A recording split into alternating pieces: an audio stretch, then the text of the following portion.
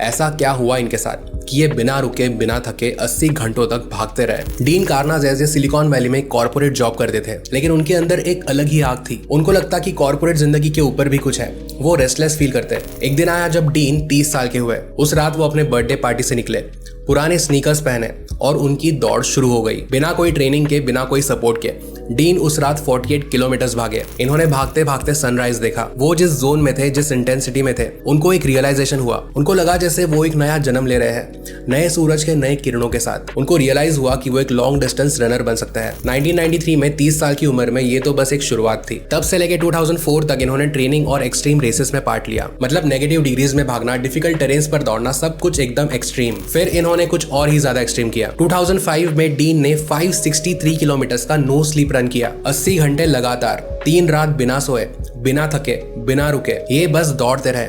563 kilometre का मतलब है 13 मैराथन्स एक साथ दौड़ना। इतना ही नहीं, अगले साल 2006 में इन्होंने द एंड्योरेंस 50 कंप्लीट किया। इसमें 50 मैराथन्स 50 स्टेट्स में 50 कॉन्सेक्यूटिव डेज के लिए भागना होता है। रोज एक मैराथन 50 दिन तक। मतलब डीन एक मैराथन जो 42.2 किलोमीटर की होती है वो एक दिन दौड़ते, रेस्ट करते और अगले दिन के रन के लिए अपने टीम के साथ दूसरी जगह पहुंच जाते हैं। दूसरे स्टेट में मैराथन करते और फिर वैसे ही साइकिल रिपीट होता 50 दिन तक। ये सब डीन कर पाए क्योंकि रिसर्च करने के बाद पता चला कि उनकी बॉडी अलग है। उनका मसल एंजाइम प्रोफाइल यूनिक था। जब नॉर्मल लोग भागते हैं तब लैक्टेट नाम का एक केमिकल बिल्ड होता है जिससे मसल फटीग महसूस होता है। डीन के केस में बिल्डअप ही नहीं होता था। ब्लड टेस्ट में पाया गया कि उनका रिकवरी टाइम अब नॉर्मल था। डीन गिफ्टेड थे रन के लिए। अब ये मत बोलो कि अगर मैं गिफ्टेड होता तो मैं भी ये कर लेता।